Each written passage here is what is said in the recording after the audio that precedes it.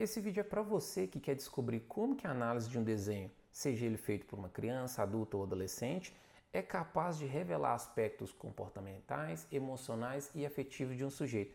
Fique comigo nos próximos minutos que eu vou te mostrar como tudo isso é feito.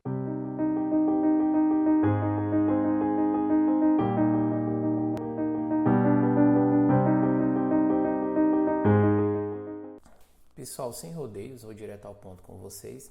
Eu trouxe aqui 3 desenhos de uma criança que eu vou chamar de Maria, logicamente para preservar sua identidade. Maria é uma criança de 8 anos de idade que tem apresentado um quadro sintomático específico. Dentre eles, a gente tem a informação de que Maria está sofrendo bullying no ambiente escolar, Maria está acima do peso para sua faixa etária, Maria tem apresentado um comportamento de isolamento social, retraimento social, uma baixa autoestima e uma tristeza e um baixo tônus vital. Vamos lá. Para a gente poder entender isso, eu trouxe 3 desenhos. Esse vídeo é mais para você poder despertar o seu interesse e buscar aprofundar um pouco mais sobre a análise simbólica dos desenhos contidos nas projeções infantis. Então, logicamente não vai dar para abordar todos os aspectos, mas a gente vai tentar abordar os mais relevantes aqui para que você entenda bem o tema, certinho? Então vamos lá. Vamos analisar esse primeiro desenho de Maria. À primeira vista, assim que a gente olha para esse desenho, a relação com quem está visualizando esse desenho, né? A relação com quem está observando esse desenho feito, é uma relação muito impactante, porque eu tenho um desenho com traços fortes, com cores bem marcadas, reforçadas, retocadas. Isso já traz para a gente uma comunicação visual muito forte. Qual comunicação é essa? A intensidade do conteúdo simbólico que Maria busca representar, né? Maria, o conteúdo ao qual ela quer comunicar com a gente certamente é um conteúdo de extremo impacto emocional, de extrema energia libidinosa embutida nesse desenho, atrelada a esse desenho. Vamos começar analisando algumas características. Primeiro, se a gente analisar de uma forma geral, a gente tem uma cor que se destaca muito, duas cores, na verdade, que se destacam muito, que é o preto e o azul. O azul, ele já tem uma característica muito forte, vou tentar sinalizar para vocês aqui do que eu estou falando, né? A gente tem aqui para vocês verem vários lugares onde essa criança, Maria, ela desenha utilizando o azul, né? Se vocês repararem, esse azul, ele tem papéis específicos nesse desenho, né? Qual é o papel específico? Mostrar essa mudança de tempo, essa mudança de temperatura, essa alteração espacial, né? Quando a gente fala de tempo, a gente tem as estações do tempo, a gente tem o clima, a gente tem a temperatura. E isso, logicamente, para a gente compreender isso em algum momento da nossa vida, a gente teve que dar um significado simbólico para isso.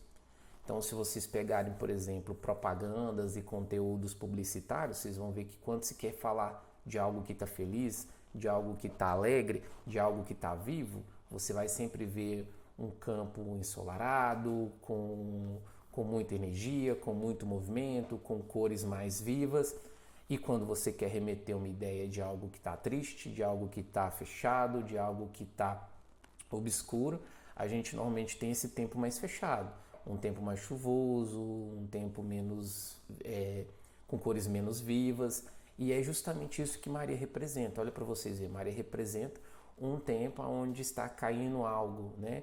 Algo que ela utilizou para representar na cor azul. Com bastante frequência a gente vê a representação de água, do choro, na cor azul. Então a gente tem a chuva representada por Maria nessa ilustração, e eu também tenho uma representação simbólica dessa tristeza, dessa mudança de ânimo, dessa mudança de temperamento, dessa mudança de emoção. A chuva, ela representa esse declínio do tônus vital para algo mais quieto, mais introspectivo, mais fechado, até um pouco mais sombrio, né? Então, de reclusão, para algumas pessoas isso não seria algo negativo, mas para o contexto sintomático que Maria vem apresentando, é sim algo preocupante, algo que a gente deve sim atentar. Então a gente vê esse primeiro momento, a chuva. A chuva nesse desenho obviamente mostra esse estado de humor um pouco mais deprimido, um pouco mais fechado, certo? A gente vê algumas características muito marcantes na cor azul também, que são as asas. Normalmente, quando a gente identifica desenhos de crianças contendo características que não são humanas, por exemplo, ela representou em seu desenho uma forma humanoide, né? Que dá para quase que conhecendo-a, quase que perceber como um autorretrato. Mas nesse autorretrato há a ausência de alguns itens e há a presença de itens adicionais. Então, por exemplo, olha esse detalhe que são asas, né? Ao questionar o que ela nos relata que isso seria asas, né?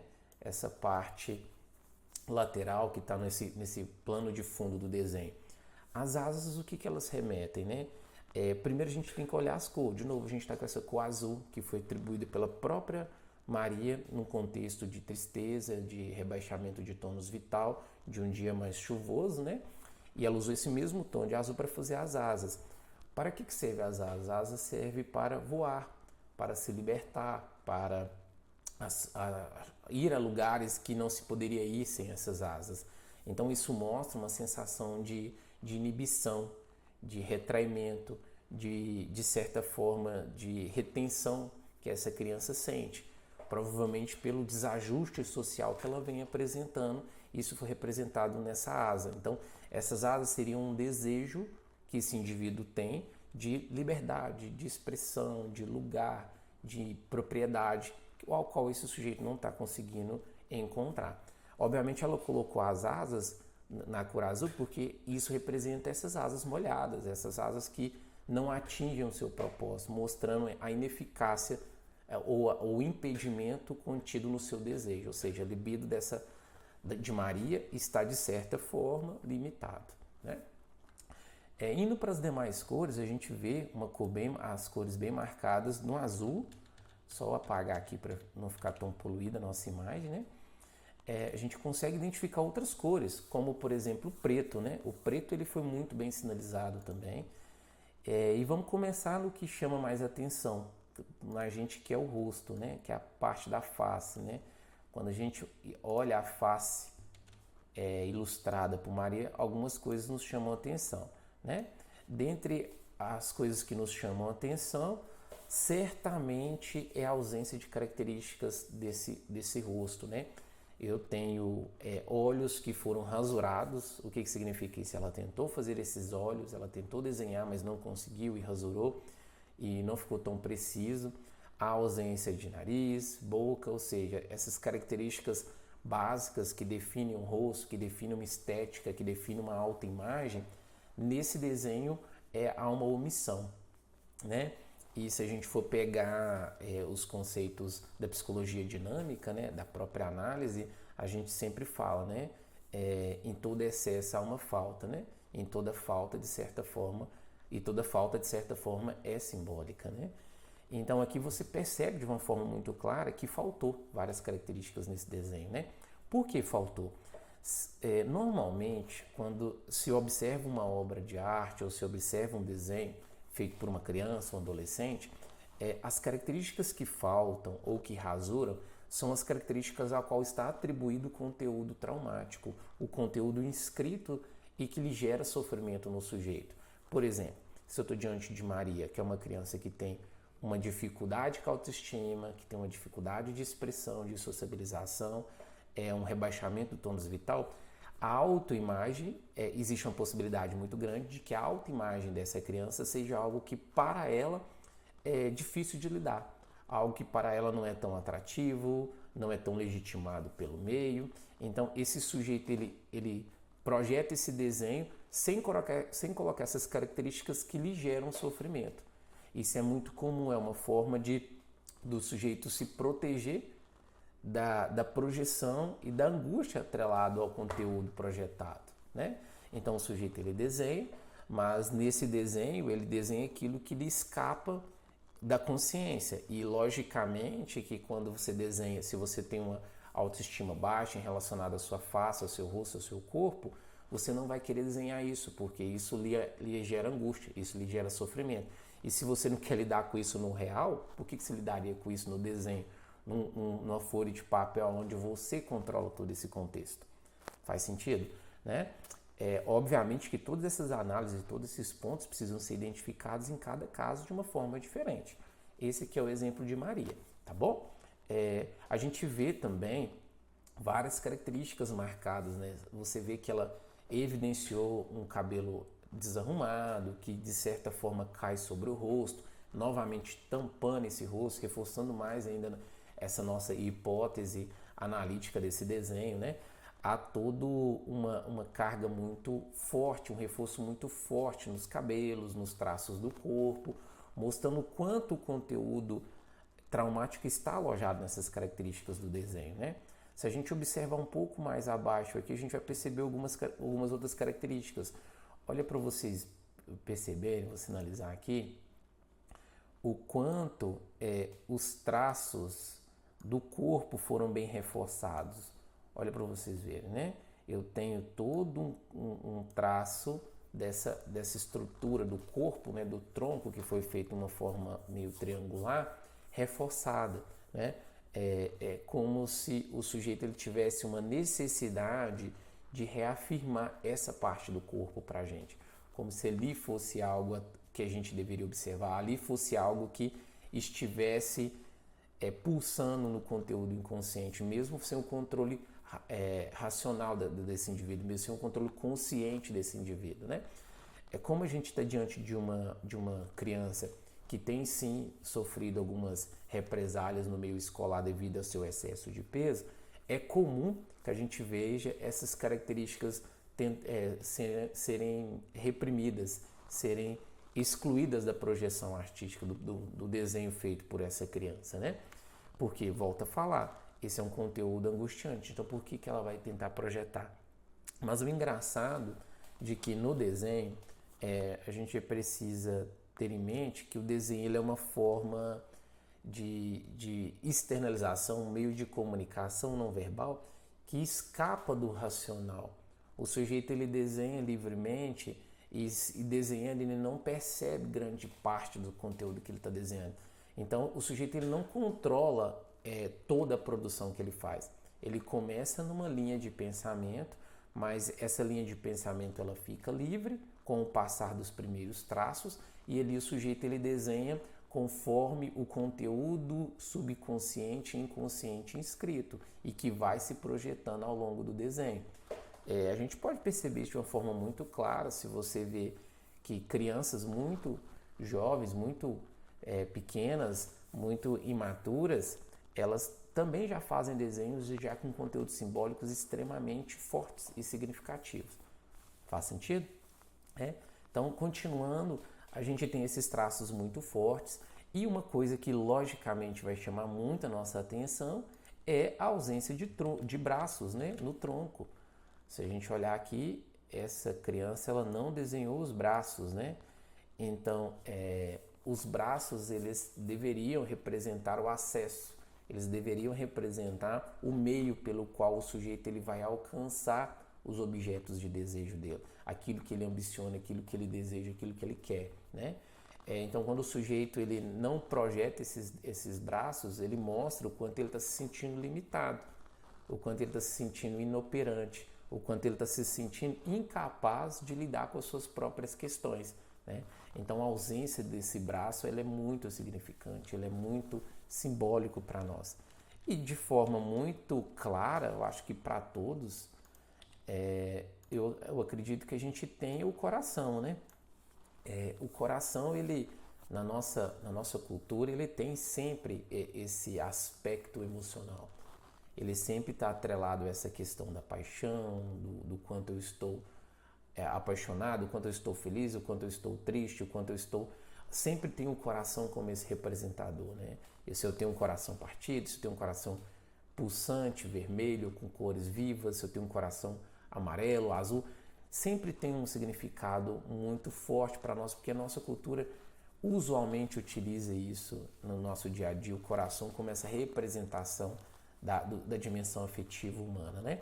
E ali a gente percebe algumas características bem interessantes, porque eu tenho um coração muito rasurado, né? Várias vezes esse indivíduo ele desenha esse coração rasurado E com a cor preta, né? Mesmo estando disponível várias outras cores que esse sujeito pudesse desenhar, ele desenha esse coração nessa cor preta, essa cor forte, marcada, bem delimitada por Maria nesse desenho, que conhecendo o contexto, a gente pode atribuir o significado dessa tristeza, dessa solidão, desse sentimento de isolamento, né? Dessa falta de preenchimento, dessa falta do que pulsa, do que traz vida, do que traz energia, que seria a cor vermelha, que normalmente é colocada nesse tipo de detalhe acrescentado ao desenho. É interessante a gente pensar no coração pelo seguinte: não existe nenhum outro órgão que foi externalizado nessa obra de arte, nesse desenho dessa criança, certo? O único elemento interno, orgânico, que esse paciente teve a necessidade de colocar, de projetar, foi o coração, né? Isso nos mostra que esse indivíduo, ele desejava que a gente enxergasse, ele estava buscando um meio de fazer com que a gente enxergasse esse coração, certo? Então, é interessante a gente sempre atentar para esses detalhes que a gente não esperaria que estivesse no desenho, mas o sujeito colocou, como as asas e o coração. Esses detalhes que basicamente não fazem parte do arquétipo ideal de uma figura humana, eles devem ser identificados, eles devem ser observados com muita atenção, porque o conteúdo simbólico por trás deles é de extremo valor, né? Então aqui a gente consegue retratar muito bem todo esse quadro, né? Outra parte muito interessante é o seguinte: olha as pernas desse desenho, né? O desenho foi cortado, não chega até os pés, mas a gente consegue perceber aqui que a gente tem pernas de novo rasuradas, né? Eu tenho traços fortes. Esse indivíduo, ele tentou fazer essas pernas várias vezes, mas não conseguiu fazer da forma como ele gostaria que saísse. Seria como se Maria estivesse tentando construir um ideal de seu corpo, mas esse ideal lhe escapa. Esse ideal sempre sai de forma rasurada, de forma errada, de forma incorreta. E ela está nessa busca constante por tentar encontrar um novo significante para esse desenho, né? Aqui a gente percebe o seguinte, que, de novo, né, por ser uma criança que tem dificuldade de autoimagem, está sofrendo bullying devido à experiência social no meio escolar e também pelo seu padrão comportamental, né? Por ser uma criança que está acima do peso, provavelmente o seu corpo é alvo de extrema violência em vários ambientes, inclusive as pernas. Então, essas pernas já devem ter sido criticadas, ou o próprio sujeito a enxerga de um ponto de vista crítico, e por isso é difícil externalizar. Então ele tenta corrigir, mas o conteúdo ele pulsa tanto no inconsciente do sujeito que ele rasura, que ele erra. Ele não consegue não externalizar a falha por trás da imagem, da autoimagem construída de suas pernas e de todo o seu corpo. Eu acredito que ficou claro, né, nesse desenho aqui, tudo que eu queria apresentar para vocês, mas eu trouxe alguns outros desenhos da mesma pessoa, dessa mesma criança, Maria, para que vocês possam comparar e perceber que o conteúdo, por mais que seja diferente, o conteúdo simbólico ele sempre se faz presente, se o sujeito ele não estiver num processo de autoaprimoramento, de autodesenvolvimento, de cura. Então, todos esses desenhos foram feitos no mesmo lapso temporal, então a gente consegue acompanhar isso muito bem. Então vamos olhar alguns desenhos aqui rapidamente, só para que vocês percebam tudo que eu estou falando. Olha esse segundo desenho. Eu tenho aqui também algumas partes que eu desfoquei, né, para preservar essa identidade ao máximo, né? E aqui a gente tem de novo, olha para você ver. Eu tenho já a utilização de algumas outras cores, né, para fazer com que esse desenho tome mais vida. Mas por mais que eu tenha seleção de mais cores, eu ainda tenho cores extremamente simbólicas, né? Extremamente significativas para a gente. Vamos dar uma conferida aqui para vocês verem no azul que foi utilizado de novo. Olha para a gente ver, eu tenho um azul logo abaixo do sujeito, mas um azul que remete, isso relatado pela própria Maria, a quantidade de lágrimas que ela chora e que ela coloca para fora do seu corpo diante de tudo que ela está passando. Então, olha para você ver, eu tenho uma cor representando uma emoção. Novamente, a gente precisa atentar muito para essas características, né? Eu tenho algumas cores utilizadas em pequenos detalhes, como por exemplo, olha aqui, a gente tem bem pequeno aqui, mas a gente consegue perceber a utilização do vermelho. Eu não sei se, deixa eu dar um zoom aqui para ver se facilita, acho que melhorou. Eu tenho aqui, ó, bem pequeno, mas eu já tenho essa utilização do vermelho. Aqui eu tenho um detalhe extremamente relevante, porque na onde há apenas a utilização da cor preta, a Maria ela coloca essa cor vermelha como se fosse um pequeno detalhe onde a gente quer que a atenção ela se concentre, a atenção ela se firme. Pense em vocês saindo, né, e se produzindo. Pense você, mulher, que está se produzindo. Quando você coloca uma roupa e coloca um colar, querendo ou não, indiretamente, aquele colar ele faz com que as pessoas que interagem com você olhem para aquela parte do seu corpo que é o tronco. Se você coloca um brinco, da mesma forma. Você colocou um brinco na orelha, as pessoas de forma muito espontânea, de forma muito involuntária, elas vão olhar para a sua orelha, porque existe um objeto que destaca naquele local. E aqui eu tenho, diante de todo o preto, eu tenho um detalhe em vermelho, como se o sujeito ele quisesse sinalizar de uma forma muito forte para nós aonde eu devo olhar, aonde eu devo perceber, o que eu devo constatar nesse desenho elaborado por essa criança de 8 anos. Ali a gente tem o que eu tenho que prestar atenção? Numa criança que está chorando e que está tampando o próprio rosto. De novo, né? Aqui ela não usou daquele subterfúgio de simplesmente deixar a face em branca do desenho anterior, mas de novo ela tampou a face, né? Então, se a gente for analisar e olhar com cuidado, esse desenho ele tem todas as características do desenho anterior, só que foi projetado de uma forma diferente. Sempre vai ser assim, uma projeção nunca vai ser idêntica. Você pode pegar o desenho mais básico que você imaginar, tente reproduzi-lo, ele não vai sair da mesma forma, porque a nossa projeção, a nossa libido, ela circula, ela transita. Então, toda vez que você for projetar, você vai desenhar e vai projetar isso de uma forma diferente. Faz sentido? Então, aqui eu tenho de novo uma paciente que desenha de forma diferente, que é uma paciente que ilustra características diferentes, mas que, por mais que seja diferente, externaliza a mesma informação. Faz sentido? Né? Eu tenho o amarelo utilizado como uma característica na roupa. O amarelo, sim, ele traz uma nova perspectiva, um novo tônus vital, uma nova energia.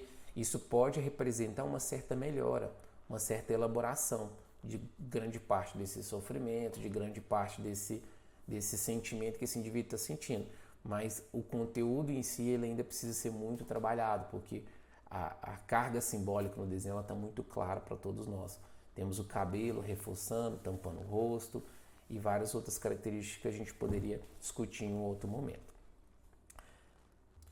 Pois bem, pessoal, aqui a gente tem um último desenho para a gente fechar esse raciocínio sobre as projeções realizadas por essa criança Maria de 8 anos. Aqui eu tenho a utilização de novo das cores, de duas cores apenas, na verdade, né? Eu tenho o preto e eu tenho o vermelho, né? Olha para vocês perceberem o quanto esse desenho, apesar de ele ainda ter um conteúdo importante e talvez até sintomatológico, né? A gente já tem algumas informações de uma melhora de um quadro clínico. Eu já tenho mais características desenhadas, eu tenho um cabelo já arrumado, eu tenho braços projetados, eu tenho aquele coração do primeiro desenho que era um coração preto. Vou voltar para vocês perceberem, olha para você ver essa primeira projeção, esse primeiro desenho feito por Maria, e depois de um certo tempo de acompanhamento e de ajuda psicoterápica, a forma como esse desenho se coloca. Eu já tenho um desenho mais delimitado, com formas mais precisas. Eu tenho as características principais do primeiro, elas estão contidas aqui, contudo, com alguns indicadores de um certo entendimento, de uma certa elaboração, como, por exemplo, o coração. Eu já tenho um coração que, para esse indivíduo, agora já está sendo preenchido, um coração que já está tendo cor, um coração que já não tem tantas rasuras como foi feito naquele primeiro momento. Aqui, sinalizar para todo mundo ver. Eu tenho esse coração que agora já está preenchido, que já tem uma nova elaboração para esse sujeito.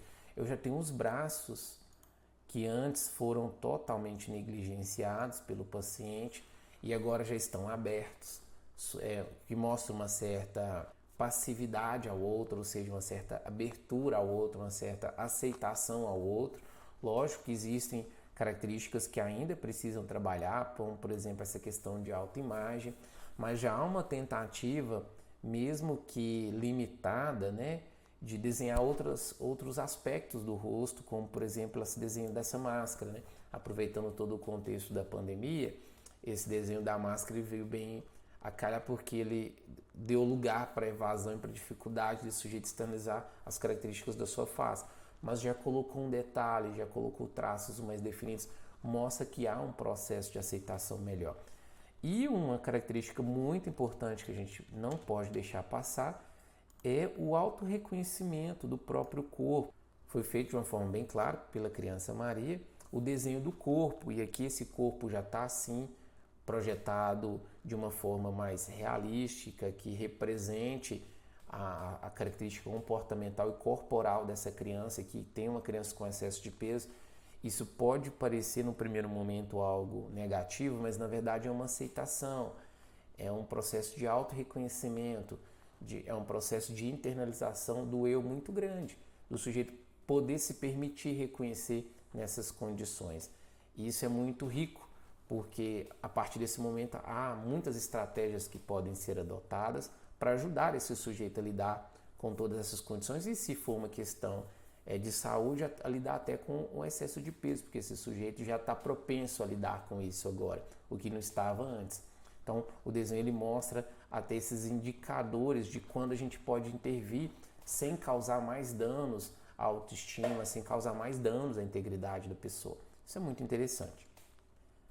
Eu tenho outras características que também agora já foram externalizadas pelo sujeito, como, por exemplo, as pernas. Se a gente observar o primeiro desenho, as pernas foram aspectos do desenho extremamente rasurados, negligenciados e com pouquíssimas características definidas, né? E agora eu tenho as pernas muito bem feitas, com traços precisos, ainda reforçados, sim, que mostra um certo tônus vital, um certo descontentamento com essa característica corporal, sim, mas eu já consigo definir isso melhor agora. Eu acredito que com isso vocês conseguiram perceber que é possível sim, através dos desenhos e às vezes até sem acessar a criança verbalmente, extrair informações sobre o seu mundo psicológico, sobre a sua vida social, sobre a sua autoimagem, sobre as suas emoções, porque o desenho ele é sempre muito contaminado pelo conteúdo psíquico do sujeito, nos trazendo essas informações. Basta a gente saber a maneira correta e assertiva de extrair essas informações do desenho. Agora que você já viu na prática como foi feita a análise e interpretação do desenho e se interessou pelo assunto e gostaria que eu falasse um pouco mais sobre este assunto, ou que fizesse a análise de um outro desenho, ou que falasse um pouco mais sobre outros significados relacionados ao desenho, faça um comentário, deixe a sua sugestão, será um prazer conversar com vocês. Pois bem, durante a minha análise dos desenhos, eu falei várias vezes sobre o conceito de projeção. Talvez para alguns esse conceito é novo e por isso eu acho relevante a gente explicar um pouquinho sobre isso. Nós, seres humanos, nós temos diversos mecanismos de defesa psíquicos. O que são esses mecanismos de defesa? São estruturas, são elementos que existem dentro da nossa mente, dentro da mente humana, que são responsáveis por manter a nossa estabilidade psíquica, ou seja, para impedir que haja um colapso mental, para impedir que nós rompemos com a normalidade e surte, por exemplo, né? Então, esses mecanismos de defesa eles têm esse propósito, manter preservado o nosso aparelho psíquico, manter a nossa estrutura do ego bem preservada, para que a gente não rompa, para que a gente não surte, para que a gente não entre em um colapso. Tudo bem? Existem diversos mecanismos de defesa que têm essa finalidade, que têm esse propósito. Um dos mecanismos de defesa que a gente falou nesse vídeo é o mecanismo de defesa projeção. Se vocês desejarem que eu fale sobre outro mecanismo de defesa, deixe uma sugestão nos comentários que eu vou pensar se eu irei fazer ou não um vídeo sobre esse assunto. Mas o mecanismo de defesa projeção, que eu tanto abordei nesse vídeo, ele é um mecanismo muito útil. É um dos mais importantes mecanismos de defesa descritos na psicologia dinâmica, inclusive pelo próprio pai da psicanálise, Sigmund Freud. Por quê? Porque a projeção, ela permite ao sujeito externalizar conteúdos que estão internos, conteúdos que estão subjetivos, conteúdos que estão reprimidos no inconsciente do indivíduo, pelo motivo simples que esse conteúdo está reprimido no inconsciente desse indivíduo, e o motivo esse conteúdo é angustiante, dotado de uma característica traumática, dotado de uma característica angustiante que gere sofrimento no sujeito. Por esse conteúdo ele gerar sofrimento, em algum momento esse conteúdo foi reprimido, foi mandado para o inconsciente. Lembrando que a gente tem 3 níveis de consciência, né? Que é a primeira tópica apresentada por Freud, né? A gente tem ali a consciência, a pré-consciência e o inconsciente. Então, alguns conteúdos, pelo seu valor angustiante, pelo seu potencial lesivo à nossa estrutura do ego, à nossa estrutura psíquica, esse conteúdo ele não pode ficar na nossa mente consciente. A gente não pode ficar com isso acessível, porque se a gente ficar acessível, o conteúdo simbólico, emocional também vai estar. Então, um exemplo prático que a gente tem sobre isso é, imagine o luto. Se você ficar vivenciando o luto a todo momento na sua vida, você fica improdutivo, você não consegue dar continuidade à sua vida. Por isso a necessidade de ter um mecanismo que reprime esse conteúdo para o inconsciente, não que você esqueça, mas que grande parte dessa carga afetiva, angustiante que lhe limita é reprimida para o inconsciente. E lá ela não fica quieta. Esse conteúdo ele fica circulando sobre o seu aparelho psíquico, inclusive sobre o seu inconsciente, encontrando uma forma de acender a consciência novamente, né? Como esse conteúdo ele já foi reprimido por ele ser angustiante, nessa mesma roupagem que ele estava quando ele foi reprimido, ele não vai conseguir acender a consciência, não diretamente. Por exemplo, se você tem um trauma, uma experiência de bullying, como a gente viu nos desenhos, a criança ela sofreu um bullying muito grande na escola. Ela não vai deixar que esse conteúdo reprimido do bullying, a tristeza, o isolamento, a angústia, retorne para a consciência, para ela lembrar disso da mesma forma como foi reprimido. Porque se ela lembrar disso da mesma forma como foi reprimido, esse conteúdo vai lhe angustiar demais.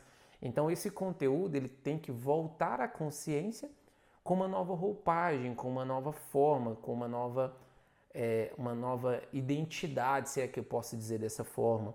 E muitas das vezes esse conteúdo ele encontra na projeção, que é o mecanismo de defesa que a gente tanto falou hoje, uma forma de acender a consciência, porque na projeção esse conteúdo ele se impregna, ele se apropria dessas externalizações do sujeito, fazendo com que esse conteúdo que havia sido reprimido consegue acessar o meio externo, e acessando o meio externo ele acessa o nível consciente do sujeito, né? Então, nada mais é a projeção que uma forma indireta de externalizar os nossos conteúdos psíquicos, na grande maioria das vezes um conteúdo psíquico repleto de elementos angustiantes e geradores de extrema tensão. O desenho então vem nesse lugar. O desenho é uma forma muito lúdica, muito espontânea, muito natural, que todas as pessoas têm, crianças, adolescentes e adultos, de colocar esse conteúdo extremamente tensional, extremamente angustiante para fora, né? Então, quando a criança está desenhando, ela não está preocupada com o trauma que ela vivenciou na escola. Ela não está preocupada com a angústia. Muitas vezes ela não está nem sequer lembrando daquilo. Só que o desenho que ela projeta, o desenho que ela faz está impregnado dessa experiência. Por quê? Porque é um escape do inconsciente. É o escape que foi impregnado nesse desenho sem que a criança veja. Isso acontece em muitos aspectos da nossa vida. A projeção ela não existe somente no desenho. O desenho é uma das formas que a gente tem, uma forma artística de utilizar o mecanismo de defesa da projeção. Mas nós fazemos isso o tempo todo. Quando a gente se pega criticando, julgando uma pessoa por uma característica que no fundo a gente sabe que existe em nós mesmos, isso também é uma projeção, tá vendo? Eu não enxergo em mim, eu não me permito visualizar aquilo em mim, na minha consciência, mas eu coloco essa característica no outro. Então, por exemplo, essa criança que talvez estaria com dificuldade de reconhecer o corpo, o padrão estético do seu corpo, ela poderia facilmente criticar a estética do corpo de uma outra criança, ou julgá-la, ou apontá-la como algo disfuncional. Por quê? Porque para ela é angustiante. Né? É aquela noção de espelho, né? O outro é o espelho daquilo que existe em mim. Né? Isso seria a projeção. Eu acredito que vocês entenderam. Se vocês gostaram do que foi dito, perceberam bem como funciona o mecanismo de projeção, deixa uma curtida, deixa um comentário, vamos buscar essa interação, que assim eu consigo compreender melhor a forma como eu estou transmitindo essa informação e se vocês estão acessando da forma mais assertiva possível. Uma informação extremamente interessante para a gente poder trazer para esse vídeo é que a projeção não é algo novo. Né? Nós, seres humanos, a gente utiliza da projeção há muitos anos como expressão artística, como uma forma de externalizar aquilo que eu sinto, aquilo que eu vivencio, aquilo que eu não consigo elaborar verbalmente. Né? A própria psicanálise já fala, né? A fala é falha, a gente não consegue transformar em palavras tudo aquilo que a gente sente, mas a gente consegue outras formas de comunicar aquilo que a gente sente. Um exemplo que a gente tem disso é a própria arte, né? A expressão artística é uma ótima forma de se fazer isso.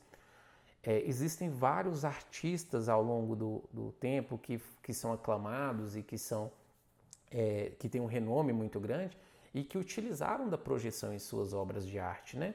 Se a gente pegar, por exemplo, Van Gogh, né?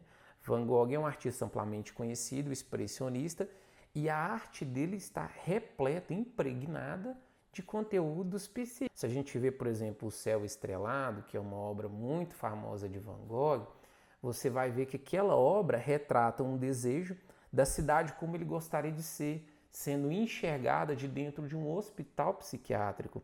Então, aquela obra de arte ela foi uma externalização de todo o mundo emocional e psíquico.